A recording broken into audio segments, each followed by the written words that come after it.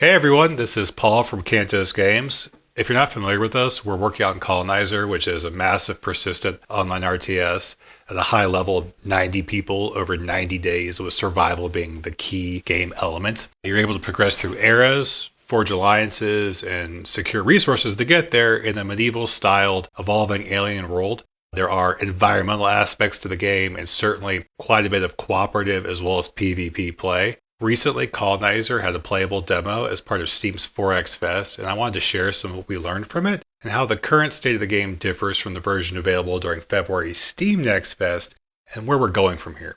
As you can tell from the video, we made significant changes, vastly improved graphics, much more of an emphasis on an old school isometric camera with a really tight field of view, much more intuitive tech tree progression, and what I feel is a cleaner UI. This was all thanks to your feedback and the people on our team working to execute on that, really helping to prioritize development of stuff that you see within weeks or months as opposed to over the course of 2 or 3 years. With more eyes on the game now, we increased server capacity from 16 concurrent players to 25 concurrent players. We introduced a larger map that's purpose-built for 32 players. And we really appreciate so many of you that played, submitted bug reports, there were quite a few of them, unfortunately, and shared really detailed feedback and suggestion notes. And here are the main takeaways from the 4X Fest. Over 500 new people installed the demo, and on our busiest day, we had 94 people play, with up to 14 people playing concurrently at one point. Although the average, honestly, over the course of the demo's availability was 3 people concurrently. So we have a lot of room for improvement on our end to help make sure people are able to actually get on the servers to begin with, and that the actual gameplay experience when they're there is a consistent, enjoyable one. That said, compared to Steam Next Fest, people played nearly twice as long, which is a huge improvement in terms of the game mechanics, but also means we still have quite a few new areas to work on.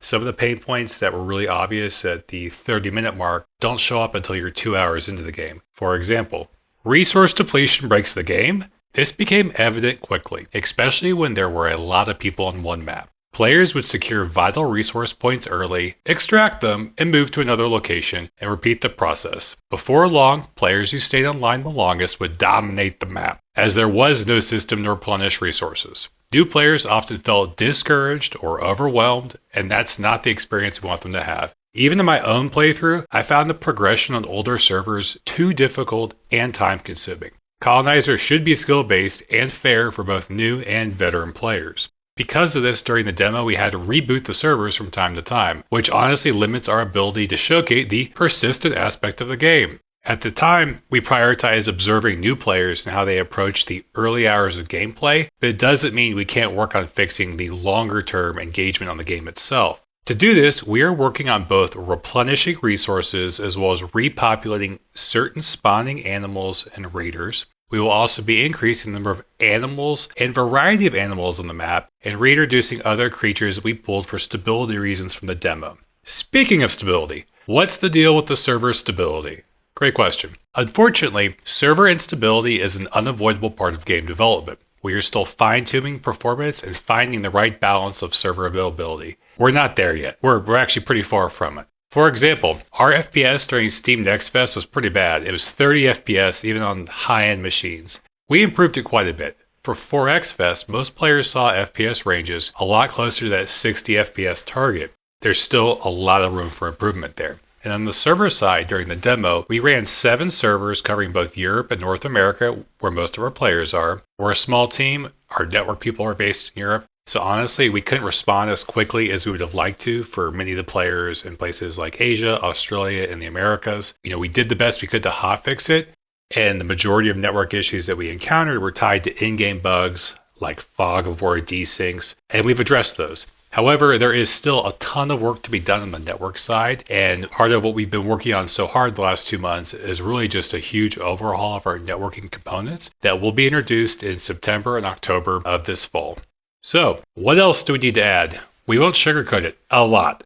Some fixes and features may sound minor on their own, but honestly, I think that as a whole, they will significantly elevate the experience players have in Coloniser. Some of these improvements are already implemented within our internal builds. Audio and visual notifications for bases under attack is a big one. I'm literally looking at a build right now that does that. Some are quality of life updates, such as better hitboxes. Those hitboxes are way too small at the moment on some items. Others involve balancing adjustments. For example, some of you shared catapults were overpowered in every sense of the word. Very, very true. We collected over 80 pieces of unique community feedback, bugs, and suggestions, and the vast majority of them are in our pipeline now. All the bugs we will address. There's no question about that. And the vast majority of the feedback we got, we are prioritizing to get into the game as quickly as possible because so much of it revolves around that early experience. For example, items like unique cursor icons for actions, more hotkeys, at some later date customizable hotkeys, the regenerating resources we spoke about earlier, improved notifications, improved sound design, better pathing, unit movements and formations, and much more. So what's next, looking a little further out? We're still not done with the Keepers tribe. we want to get one of these tribes done really well before we add more in. There are some more endgame buildings units that are close to implementation. We hope to have those out soon. In addition, there are other game mechanics we're working on that are a little more unique to our game, such as pillaging, which would be the destruction of buildings and getting not just valor, but actual resources back as a part of that. War market and diplomacy options, and huge improvements to the map, including a much more varied biome in ways that biome will affect you.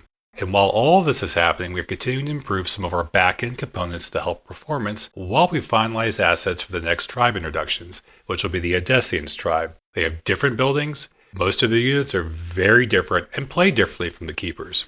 We'll share more about them later in the development process, but for now, here are some sneak peeks.